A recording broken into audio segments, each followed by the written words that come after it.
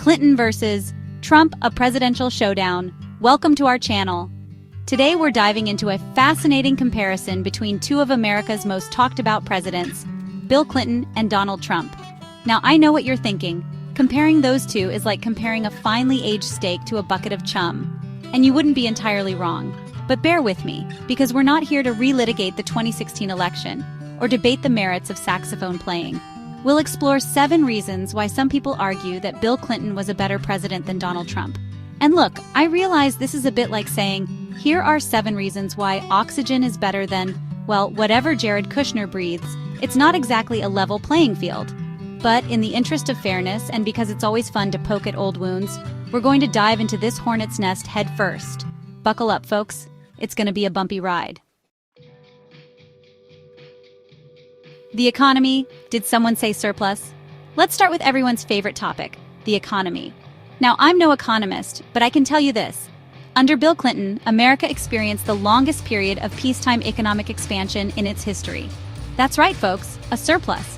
Remember those? Back when the government had money left over after paying its bills? Clinton's economic policies, which included things like sensible regulations, investments in technology, and yes, even some tax increases, led to a booming economy with low unemployment and actual wage growth. It was a time when you could afford to buy a house, send your kids to college, and maybe even take a vacation without having to sell a kidney.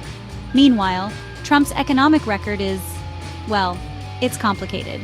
He promised to make America great again by bringing back manufacturing jobs and renegotiating trade deals. And to be fair, the stock market did pretty well under his watch, at least until a global pandemic hit. But his policies also led to massive deficits, ballooning the national debt to levels not seen since World War II. And let's not forget about those tariffs, which ended up hurting American businesses and consumers more than they helped. It's almost as if starting a trade war with China wasn't the best economic strategy. Who knew? Balancing the books, a tale of 2 budgets.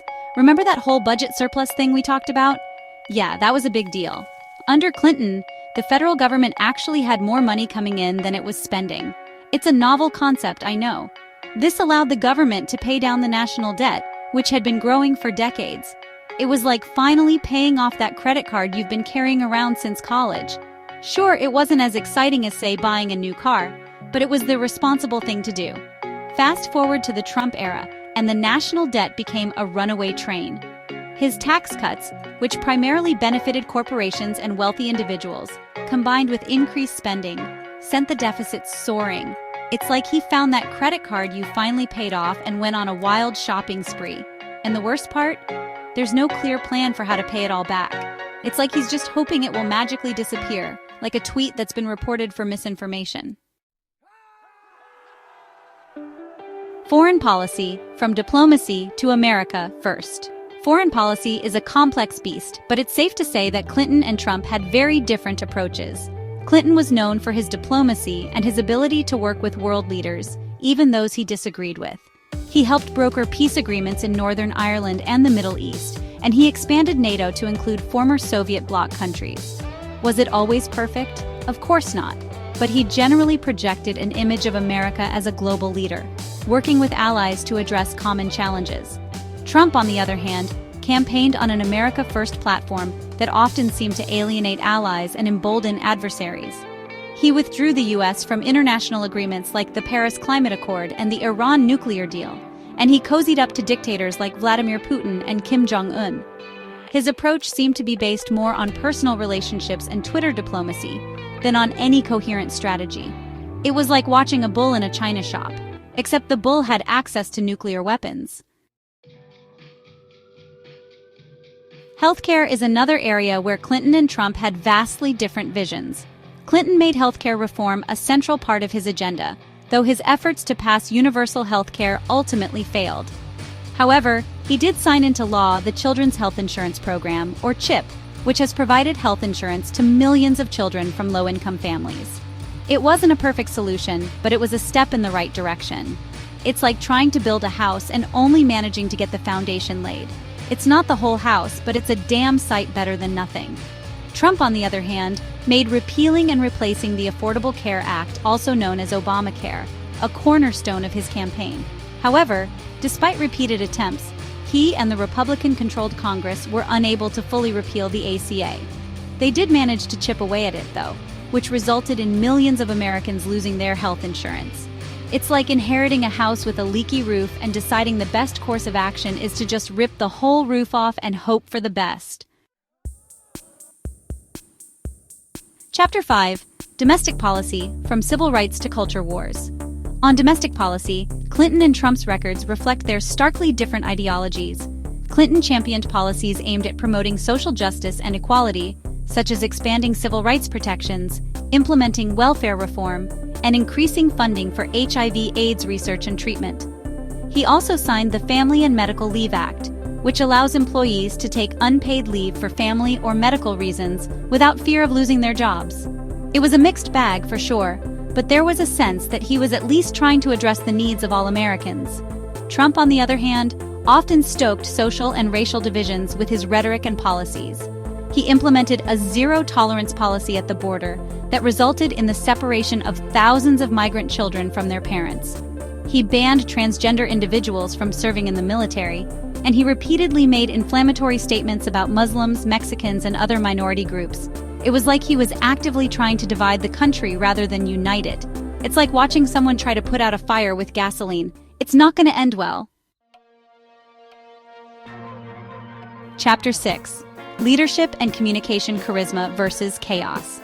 One of the most striking contrasts between Clinton and Trump is their leadership styles and communication skills. Clinton, despite his flaws, was known for his charisma, his ability to connect with people from all walks of life, and his eloquence. He could deliver a speech that would make you laugh, cry, and feel hopeful all at the same time. He was a master communicator, even if he sometimes used those skills for, shall we say, less than noble purposes. Trump, on the other hand, was known for his divisive rhetoric, his penchant for insults and name-calling, and his often incoherent ramblings. He communicated primarily through Twitter, where he would launch into tirades against his opponents, spread misinformation, and generally behave like a petulant teenager. It was often difficult to tell if he was being deliberately provocative or if he simply lacked the capacity for nuanced thought. It was like watching a reality TV show, except it was real life and the stakes were incredibly high. Chapter 7. Impeachment, A Tale of Two Scandals. Both Clinton and Trump were impeached by the House of Representatives, but the circumstances surrounding their impeachments were vastly different. Clinton was impeached in 1998 on charges of perjury and obstruction of justice, stemming from a sexual harassment lawsuit filed against him by Paula Jones. The charges revolved around his attempts to conceal his affair with White House intern Monica Lewinsky. It was a messy and embarrassing scandal, but it ultimately boiled down to a private consensual relationship that he lied about under oath. Trump, on the other hand, was impeached in 2019 for abuse of power and obstruction of Congress.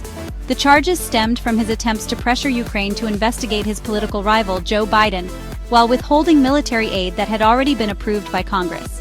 He was also accused of obstructing Congress by refusing to cooperate with the impeachment inquiry. It was a much more serious abuse of power, involving the use of his office for personal gain and undermining the integrity of an election. It's like the difference between getting caught cheating on a test and getting caught trying to burn down the school to avoid taking the test altogether. The verdict you decide. And there you have it, 7 reasons why some argue Bill Clinton was a better president than Donald Trump. We've looked at their economic records, their foreign policy approaches, their domestic policies, their leadership styles, and even their impeachments. It's clear that these two presidents had vastly different visions for America, and their legacies will continue to be debated for years to come. Remember, these points reflect a more liberal or moderate viewpoint, and opinions on their legacies can vary widely. Ultimately, it's up to each individual to decide who they believe was the better president. But hopefully, this video has provided some food for thought, and maybe even a chuckle or two along the way. Don't forget to like, comment, and subscribe for more insightful content.